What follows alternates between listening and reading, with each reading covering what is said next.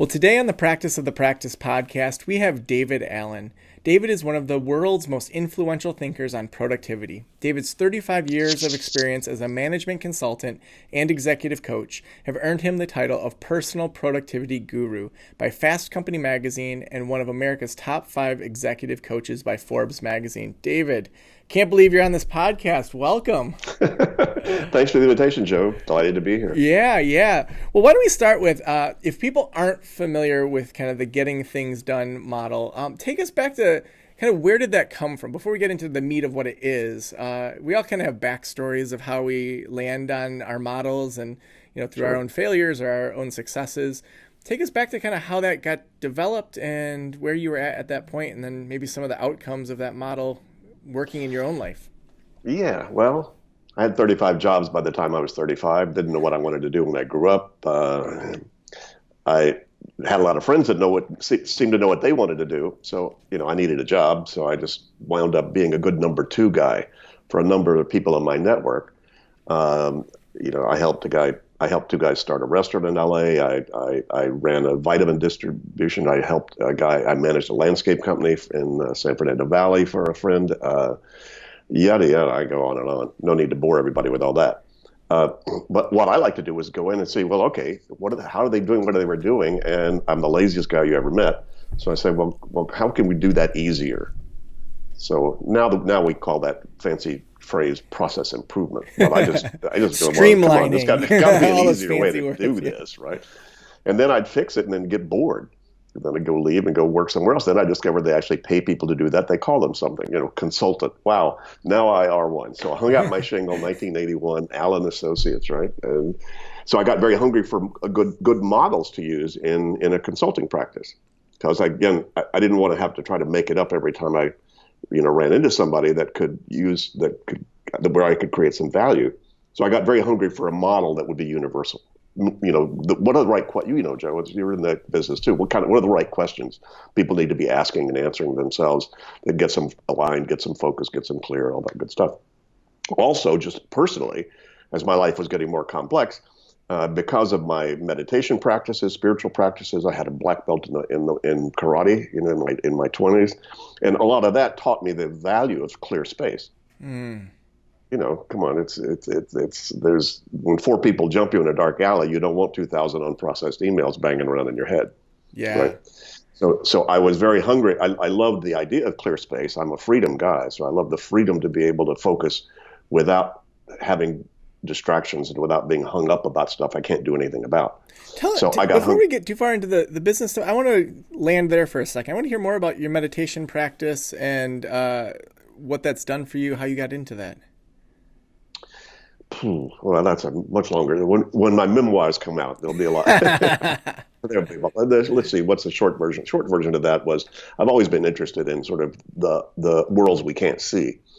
I was a philosophy major. I was in a history major, a history of thought, history of culture. Got fascinated by all that, and basically then also started to have some of my own experiences. Instead of studying people who were enlightened, I sort of wanted my own. So, I dropped out of graduate school and decided to go look for God, truth, in the universe. And this was Berkeley '68, so you can imagine. There's a lot of opportunities then to find that. Heady time. There was a lot of fertile content for, all that exploration, and I did a bit of that exploration, and I had started to have some very, profound experiences internally, and. So, I was running across people who seemed to be better than me at that and had good tools for that. So I ran across a great spiritual coach. And I said, he seemed to have matched to the DNA that I was resonated with. And he seemed to be much further along the track than I was. And I would hang out with him until I figured, I'll hang out with him until I come to the end of that road, and then I'll go find another one. That road never ended. So I wound up with a guy named John Roger for 45 years. He died 4 or 5 years ago. But that was very subtle. I don't proselytize about all that. It's a very ecumenical, approach that says sort of spirit with the little s as well as big S out there, just stuff you can't see. And how do there's a lot going on out there, and you can actually learn how to tap into that and get access to that. But again, I don't talk a whole lot about that. Well, but I do Because think that when we have our own practice, whatever that looks like, that gives us kind of a deeper meaning, it informs our business work. It's a lot harder to just say, oh, I just want to go make some money versus, man, I've been internally transformed and found deeper meaning in life. And now my business is an extension of that. And I want to take some of those concepts in there, even if it's not any sort of, believe what I believe. But, when you've been transformed, that's going to affect every area of your life. course. And it turns out that what I wound up uncovering, what then became known after I wrote the book 20 years later called Getting Things Done, basically it was a methodology that I came up with. Not that it's spiritual itself, but it has an awful lot to do with if you're on that kind of track or path or want to be able to create clarity in your head, how do you get clear? Because we're all focusing all the time, but how are you focusing? You can look at an email and complain about it. That's one focus. Or you can look at an email and go, wait a minute. What does that mean to me? What am I going to do about it? Is this something I'm committed to complete now on this? What's my next action? So I learned what I discovered, and I'm sort of bleeding this into what's the content of this methodology. But I really discovered what's the algorithm about how you get your head clear. What you do with a clear head is up to you. A lot of people use it to be more creative, more innovative, more strategic, more loving, more present, which is, for me, the golden goodies anyway. And you don't need time to do that. You need space. Yeah. And so, I uncovered the space mechanism. In other words, how do I get space in my head? I watched your TED Talk. Now, as you know, the last 10 years, there's been all kinds of data out there now, that's saying, God, your brain needs to rest. Yeah. You need to integrate, you need to archive, you need to, regenerate and whatever. But that's hard to do if you've got so many, potentially overwhelming things that are still unclear, uncaptured, unorganized. Yeah. That you've let come into your ecosystem. It's interesting. I often see people that they first start saying, I want to slow down so that my business can grow. And then what I often see at Slow Down School, this event we put on here in northern Michigan in the summertime on the beaches, is, when these high achievers slow down for a couple of days, they realize that the slowing down itself just feels like this is what life should be. And now my business is an extension of that. And then the creativity, it's not blocked by all these kind of goals and aspirations and all the other things that get in the way. That it's just, wow, my life feels like it should feel. And now, wow, when I'm in that space, I can create things that have much deeper meaning for the world and for my business and for my clients. Yeah, absolutely. Couldn't agree more. Good work. Yeah. So when people, so I feel like for a while I've struggled with meditation, and in the last kind of year or so I had more breakthroughs with it. For a while it felt like I should be doing this. It's supposed to give me clarity, and I kept falling on my face. For people that are in the midst of kind of that mental battle, but they know that they need to kind of clear things out, like their brain has too much in it. What are some first steps that can really help them kind of clear it out, as you were saying? Well, I have a bias that, that's what my stuff is all about. Mm-hmm. So it's one thing to sit down and attempt to meditate, focus on your breathing, always gets you more present. So that's the mindfulness, techniques about doing that. But if you still need cat food, and, your cats, you notice your cat and you go, oh, God, I need cat food. As soon as you need cat food pops into your head twice, you're inappropriately engaged with your cat. Right. So how do I get cat food off my mind? Well, why don't you go write cat food on a Post-it on your fridge so that whoever's going to the store next can do it, so you can sit down and actually meditate without cat food popping into your head. Yeah. I think people then feel guilty, like that they had to write something down, and then they beat themselves up and say, oh, like I should be so present that I don't think about cat food. No, believe me, I learned 45 years ago that every time you sit down to meditate, you better have a pen and paper by you. Because as you start to unpeel that onion, all kinds of stuff is going to surface that you don't want to keep resurfacing. You need to get it out of there. And your head's for having ideas, but it's not for holding them. It didn't evolve to remember, remind, prioritize, or manage relationships with more than 4 things. New data basically validated that. I love that line that your head, say that again. Your head is to create ideas, not to hold ideas. Your head's for having ideas, but not for holding them. Oh, that's awesome. So then what are some other techniques kind of to take people through that process of clearing things out? Well, it's journaling, for instance, is a great meditative process. It's a great way to help sort of clear and do a data dump just out of just, hey, what's up? Because the whole thing is about being present. And, and one of the keys, you can go back to the Stoics. One of the keys to being present is acceptance. So you got to accept all those commitments that you've got. And most people resist like the plague my process, because I'm going to have you sit down and dump out of your head every single thing that has your attention. Everything that's got all your woulds, could, shoulds, need tos, ought tos, big things, little things. Gee, I need a new career. Should I get a divorce? My tooth hurts. We should get a puppy for the kids. Yeah. And most people have no idea how much of that is actually spinning around in their psyche. Most of it subliminally, because you can only remember one at a time, but it's spinning. And you'll wake up thinking about the dog, or thinking about your career, or your divorce at 3 o'clock in the morning, and you can't do spit about any of it. Hugely inefficient, hugely distracting, hugely strangling in terms of your ability to be clear and fresh. So that was, called write it down. Come on. Everybody watching or listening to this at some points felt a little overwhelmed and confused, and sat down, made a list, and felt better.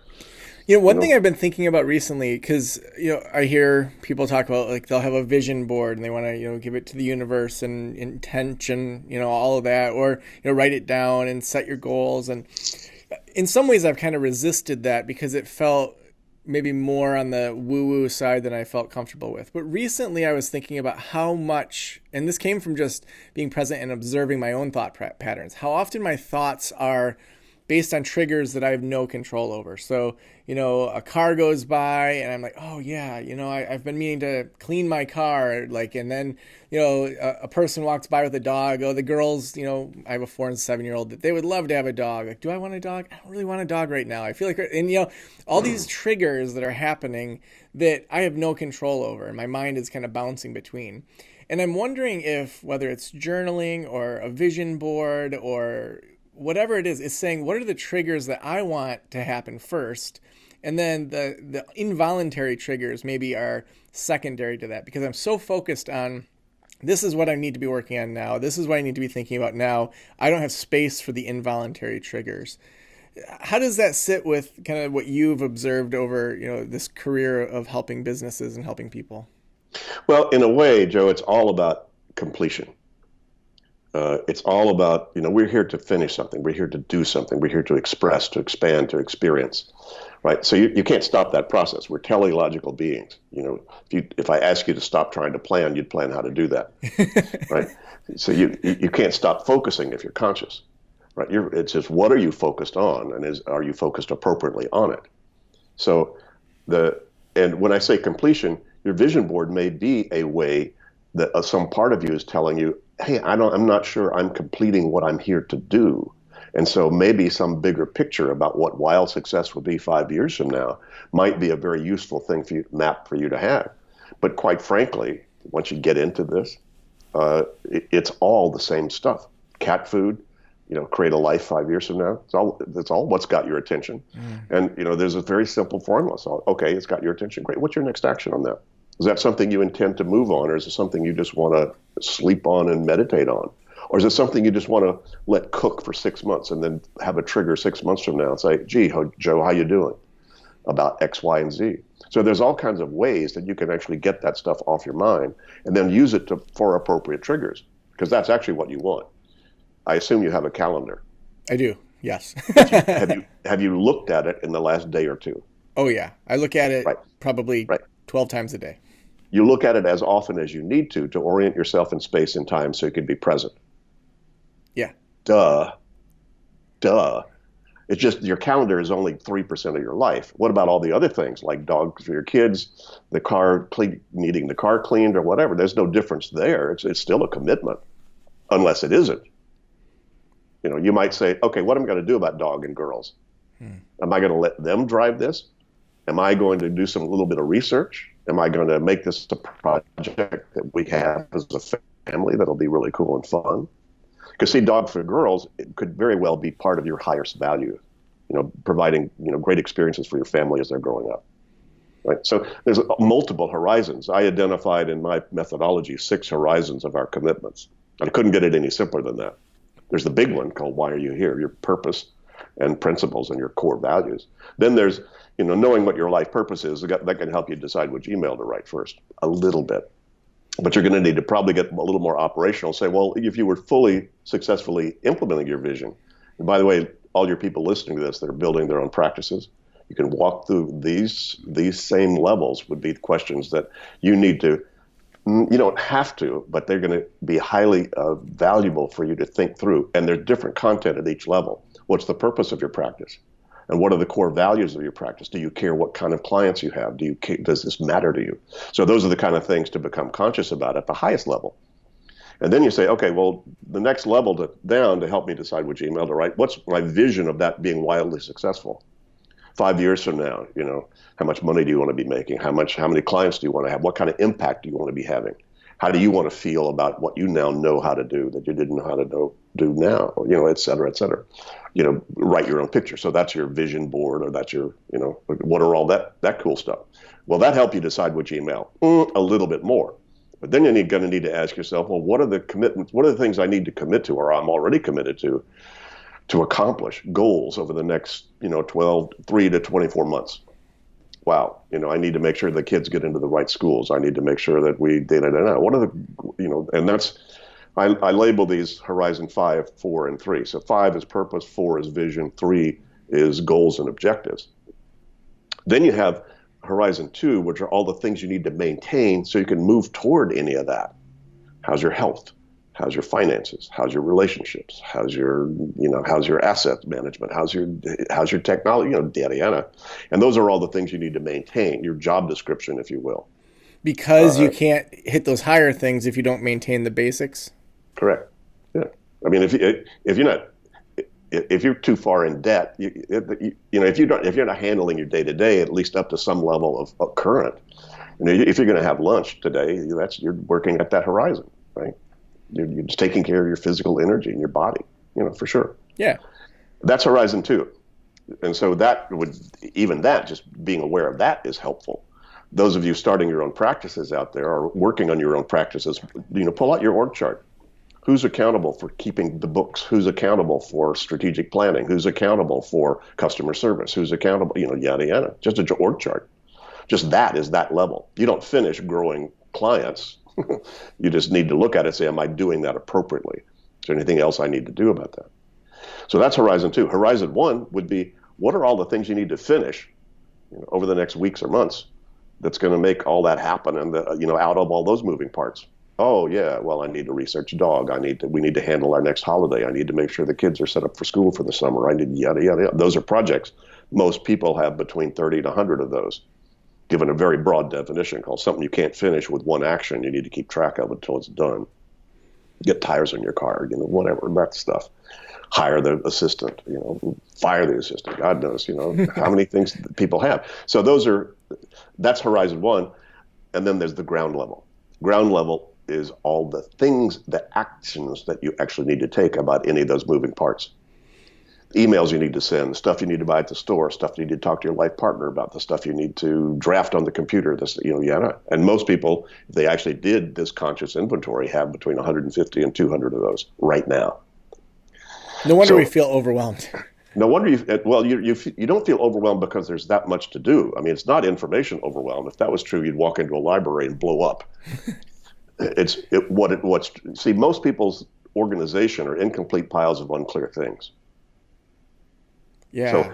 So to define the content, most people haven't defined the projects they actually have, and they haven't defined the action steps they need to take about them. They've got stuff on a list called MOM. Right. Good historical data. Why is it on your list? Well, her birthday's coming. What are you doing about her birthday? Oh, no. And that's where the stress is coming from, is people have got a lot of stuff that they've captured. That's why the getting things done process, sort of the core tactical aspects of it, are the 5 steps. You capture stuff that has your attention. Write it down, right? And then so you write down Mom because her birthday's coming, right? Then step 2 is clarify. So what exactly are you going to do about Mom's birthday, if anything? What's your next action? And is there a project you need to complete about that? That's the clarification step. Once you make that decision, if you decide the next step is to call your sister, see what she thinks about Mom's birthday and what you ought to do, And if you can't call your sister right then you need to organize some reminder to call your sister when you have phone and time. That's organized. So that's step 3. So you capture stuff that's got your attention. You then clarify exactly what you're going to do about them, if anything, or what they mean to you. Is that reference? Is that trash? If you wrote down dog, car, whatever while you were trying to meditate, then when you come out of meditation, you need to look at that list and go, am I actually going to do anything about those things? They could just be, oh, dumb idea, throw it away. Or it could be, I'm going to keep track of some potential projects I may want to do with the girls. Or maybe review that regularly, see if we're ready to do any of that creative stuff. Maybe they would rather take karate or who knows.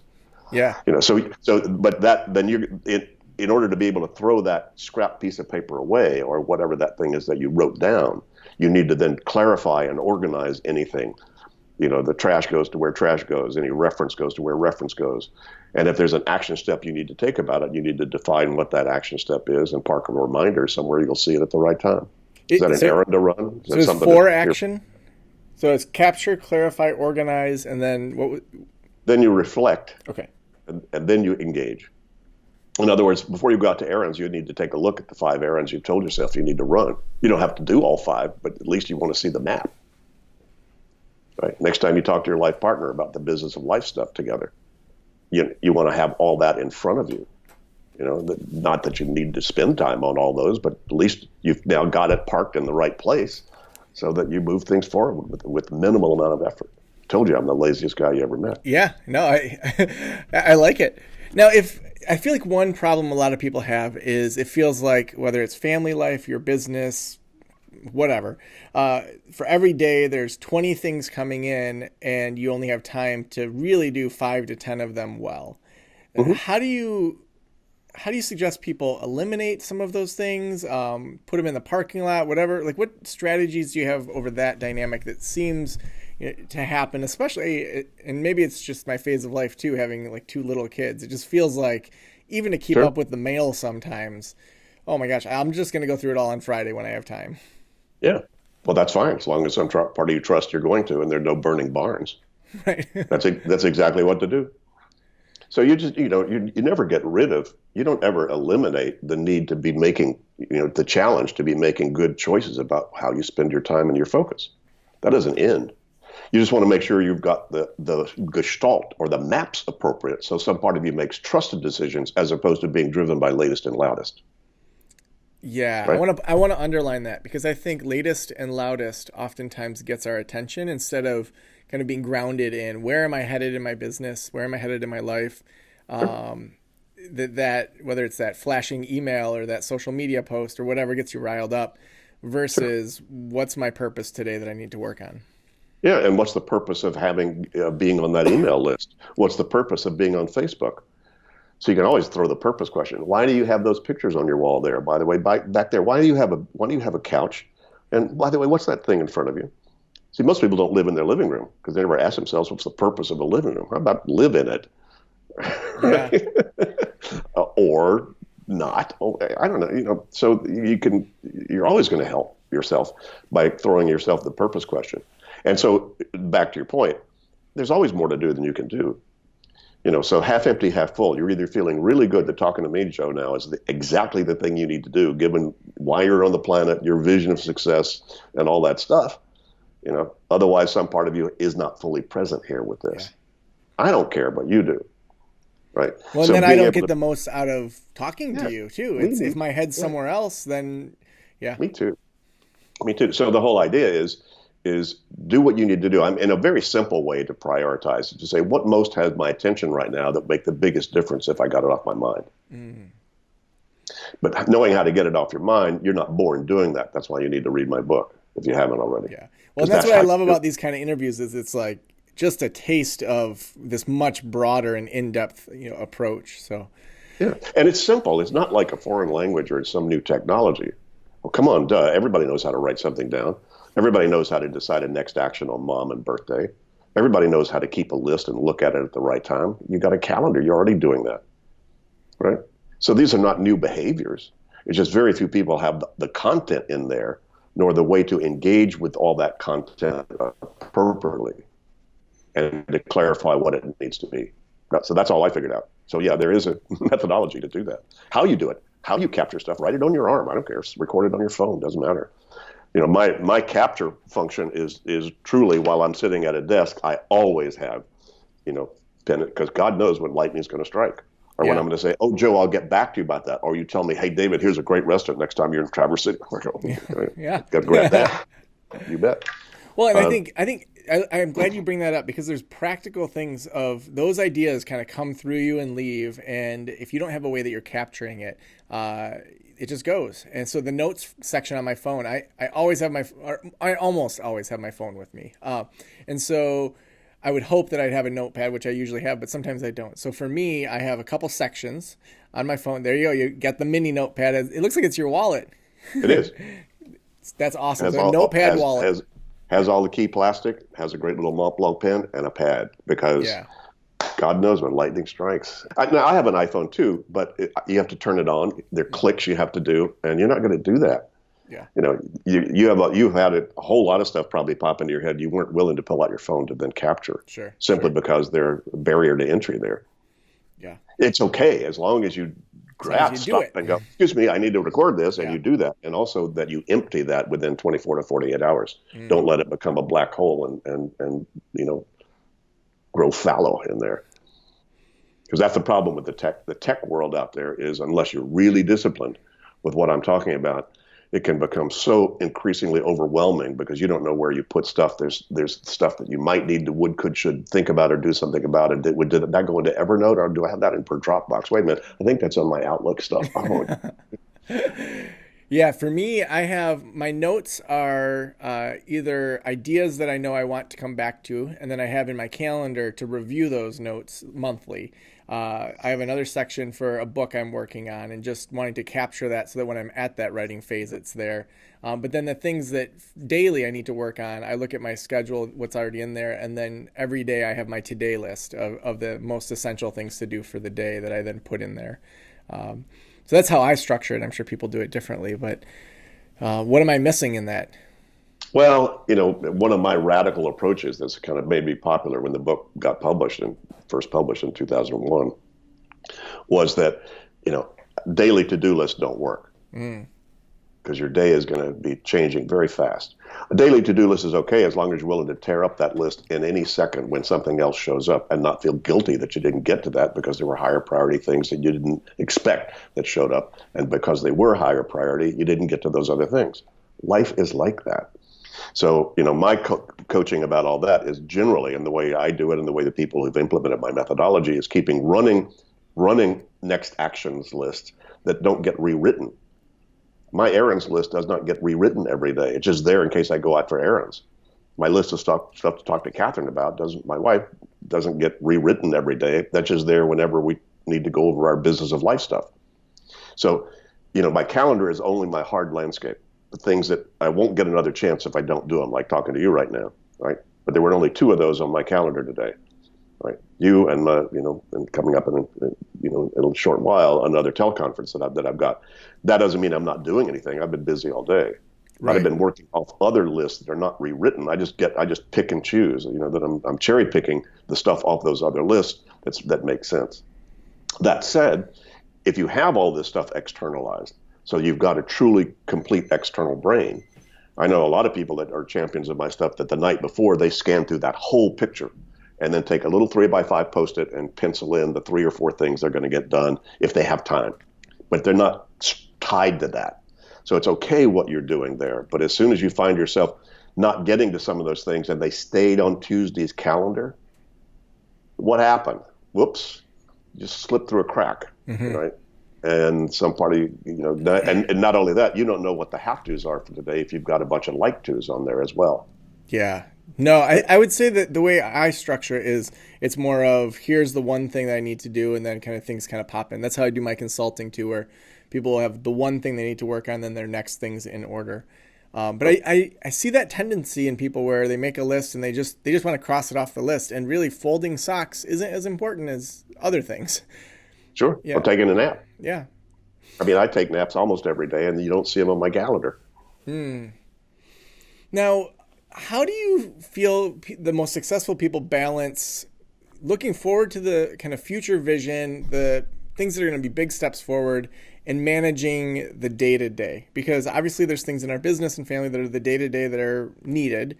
But then there's also things that if you achieve them this year are going to be a big step forward for you. Yeah. How do you help people kind of determine how to really prioritize those things that will be game changers for them? Well, I think most people are probably savvy enough to realize, wait a minute, I need to bring me and my partner or me and my staff off site for a day or so and rethink what we're doing.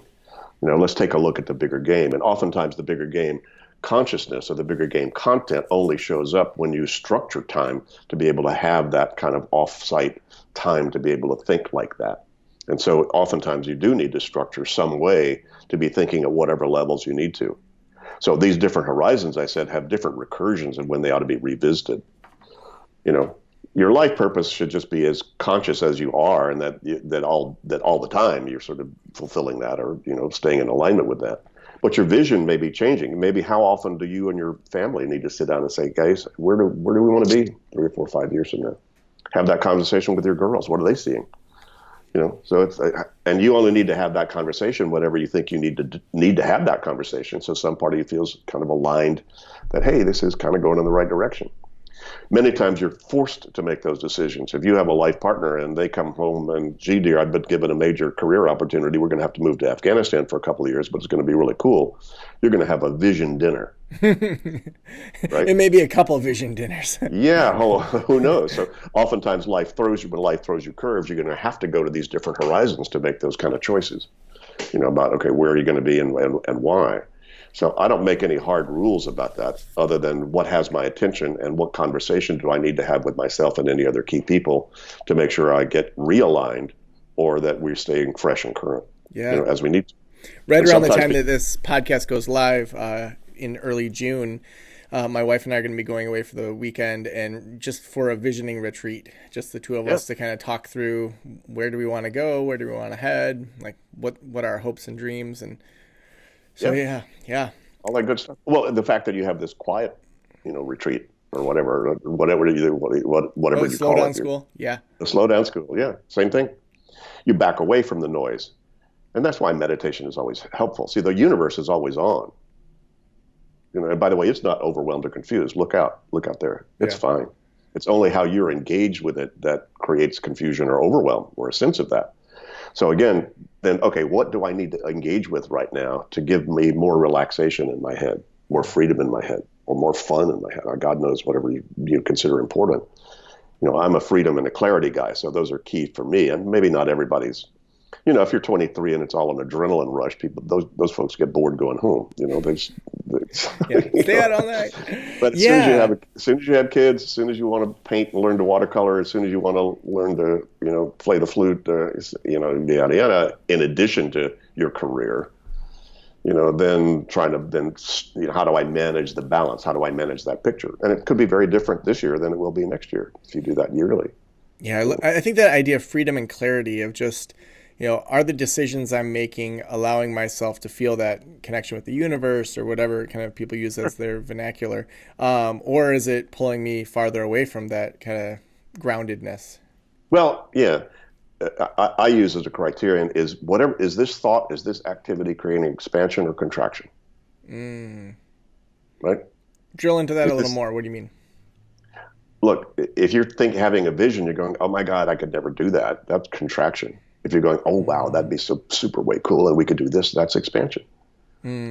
So am I in an expanded, is this activity I'm doing giving me a sense of that's the right thing to be doing and I'm okay, or God, this is off, or I'm feeling more off and more fatigued, when I do this.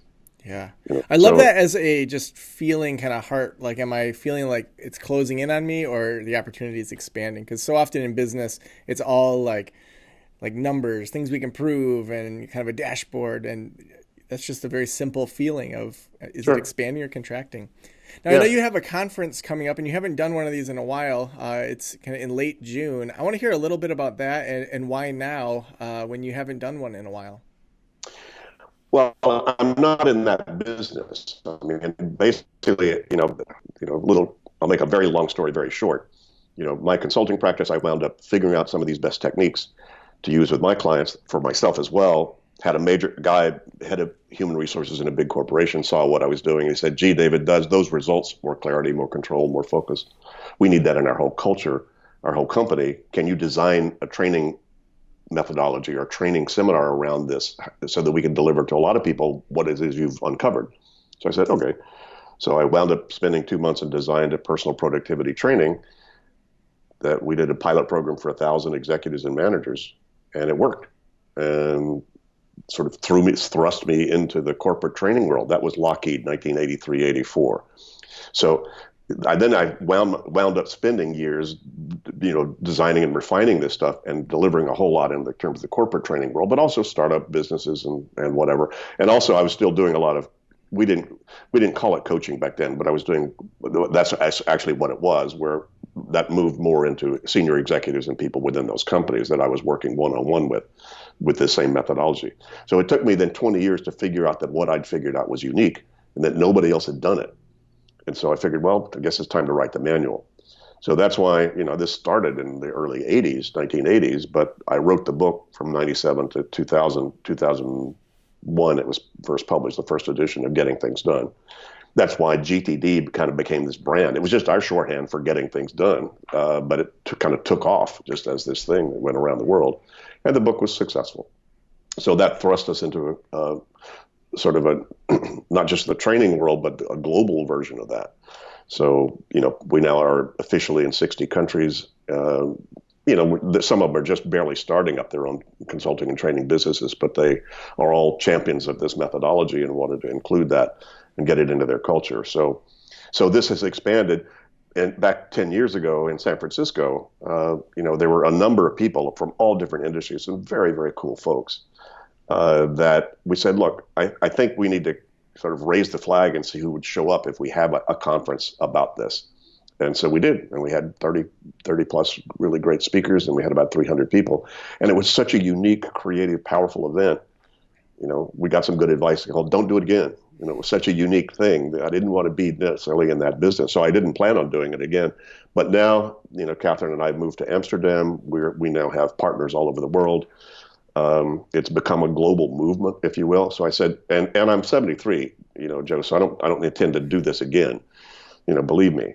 But I said, I think it's time to raise the flag because a lot of these people have not met each other. And so, the train has left the station, and it's really nice let's bring everybody together so that they feel so much more confident, aware what a global movement this is, and it's not stopping. So there were a lot of reasons to pull all that together. So yeah. We've got, if anybody goes to gtdsummit.com, you'll see we've got 40 presenters: Marshall Goldsmith, Dan Pink, Charles Duhigg. All these are champions of my stuff and friends of mine. So they just all on their own dime just are all coming and doing presentations for 2 days. It's going to be quite an event. Oh my gosh! Those are all people I really respect. That's amazing you're bringing them all together. I kind of see what I'm doing in late June. Yeah. And people like Katie Coleman. Katie, you may not have heard of Katie unless you're into astronauts, but she was one of the first female women astronauts. We were actually coaching her on GTD. She became a big champion while she was on the space station. So she was implementing our stuff while she was flying around the world out there. So it's fun. So lots of fun and creative and very interesting. Some of the most inspiring and productive people you'll meet, are going to be there. So. Well, and The Power of Habit, such a good book, Charles' work, and so that's wonderful. Well, if people want more, want to learn more from you, they want to go through your book, your courses, any of that sort of thing, where should they go?